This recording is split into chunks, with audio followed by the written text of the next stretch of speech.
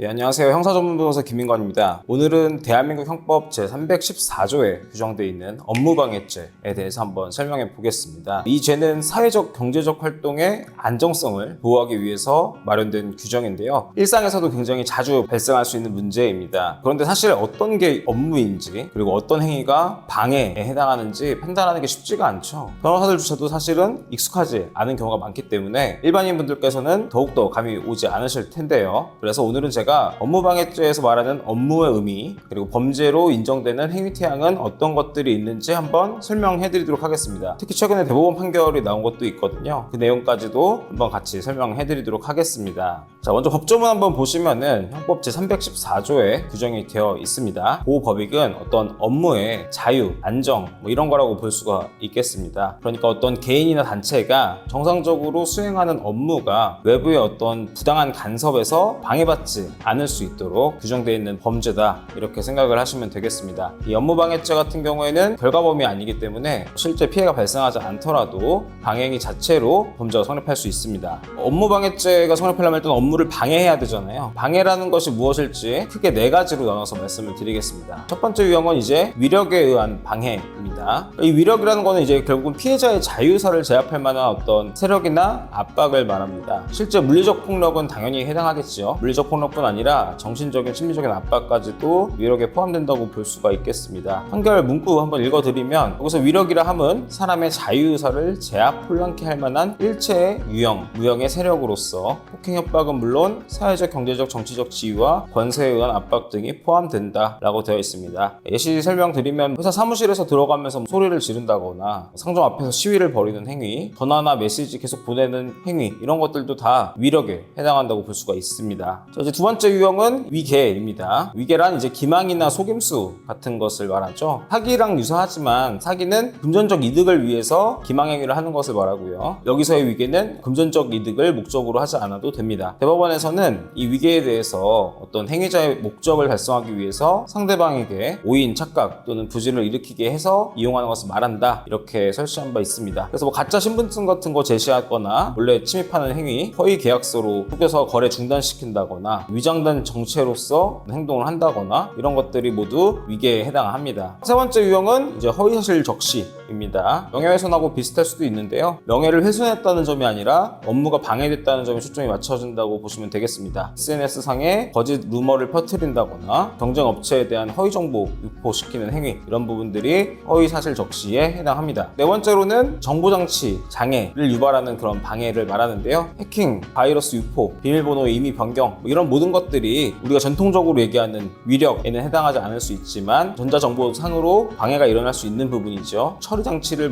손괴한다거나 허위정보, 부정한 명령 같은 거 입력하는 것도 방해라고 보고 있습니다. 그 다음에 이제 업무가 뭔지를 한번 봐야겠죠. 우리 법원 같은 경우에 사실 이 업무에 대해서 매우 광범위하게 해석하고 있습니다. 일반적으로는 직업적인, 경제적인 활동을 의미하지만 판례에 따르면 직업이나 그런 것이 아니다 하더라도 사회생활상의 지위에 기해서 계속적으로 종사하는 사무나 사업을 말한다 라고 보고 있습니다. 학교 수업이라든지 병원 진료, 종교 활동, 이런 것들도 다 업무에 포함될 수가 있는 것이고요. 다만 이제 어떤 활동이 있다고 해도 행위 자체가 위법의 정도가 너무 중해서 사회생활상 도저히 용인될 수 없는 정도로 반사회성이 있다, 이런 경우에는 이제 업무방해죄 보호 대상에서 제외한다고 보고 있습니다. 그동안은 도저히 사회생활상 용인될 수 없을 정도의 반사회적인 행위가 아닐 경우, 계속적 반복적으로 이루어진 행위는 웬만하면 업무방해죄에서 보호하는 업무에 해당한다, 이렇게 보고 있었던 건데요. 최근 대법원에서 업무의 범위를 제한한 흥미로운 법리가 등장을 했기 때문에 한번 소개해드리겠습니다. 사실관계 한번 보면은 재개발 추진위원회 위원장이에요, 피고인이. 그리고 그 대립관계에 있던 지주협의회 회장, 피해자입니다. 그런데 피해자가 재개발 사업 관련해서 지주협의회 입장을 현수막을 통해서 게재를 했는데 피고인이 이걸 떼어낸 거죠. 위력으로 지주협의회의 입장을 홍보하는 그런 업무를 방해했다라고 해서 업무방해로 기소가 된 겁니다. 원심 같은 경우에는 이 피해자 지주협의회 운영 행위 자체도 결국은 업무방해죄의 보호 대상이 되는 업무에 해당한다라는 이유로 피고인을 유죄로 판단했습니다. 자, 그런데 이제 대법원에서는 어떻게 판단을 했느냐, 지주협의회 피해자가 현수막을 설치해서 자기의 입장을 지주들한테 알리는 것이 업무방해죄의 보호 대상이 되는 업무에 해당한다고 보기 어렵다고 판단을 했고, 따라서 업무방해가 성립할 수 없다라면서 원심을 파기환송했습니다. 대법원에서 왜 이렇게 판단을 했냐면요, 직업이나 사회생활상의 지위에 기한 것이라고 보기 어려운 어떠한 단순한 의사표시의 일환으로서 이례적이거나 일시적이거나 이렇게 현수막을 설치하는 것은 기본적으로는 업무라고 할 수 없다는 것입니다. 물론 이제 현수막을 일회적으로 설치한다 하더라도 그러한 업무가 본래의 업무 수행의 일환으로서 본래의 업무 수행과 밀접 불가분의 관계에서 행하셨다면 당연히 보호되는 업무에 해당할 수 있습니다. 하지만 현수막 설치 행위가 본래의 업무의 일환이라거나 밀접 불가분의 관계가 있다고 보기 어렵다고 판단이 된다면 이때에는 이 현수막 게재 행위가 업무방해죄에서 보호하는 업무라고 볼 수가 없다는 것입니다. 종전에는 이제 업무의 범위가 상당히 넓었기 때문에 업무방해죄가 포섭하는 부분이 굉장히 넓었는데, 본래의 업무와 방해된 업무 사이의 관계가 밀접 불가분한 관계에 있다고 볼 수 있는지도 이제는 고려해야 된다는 것이죠. 그렇기 때문에 이제 업무방해에서 범죄의 가별성이 상당히 줄어들었다, 이렇게 평가를 할 수 있겠고요. 업무방해죄 같은 경우에는 형량은 5년 이하의 징역 그리고 1,500만 원 이하의 벌금으로 되도록 되어 있습니다. 이제 업무방해죄 같은 경우에는 굉장히 빈번히 발생합니다. 특히 이제 지속적으로 갈등 관계에 있는 단체라든지 그런 사이에서는 업무방해죄로 고소가 이루어지는 경우가 굉장히 많거든요. 왜냐하면 이제 업무의 범위가 워낙 넓기도 하고 행위 태양도 넓기 때문에 그렇습니다. 그렇지만 이제 그 요건이나 행위 태양이 반드시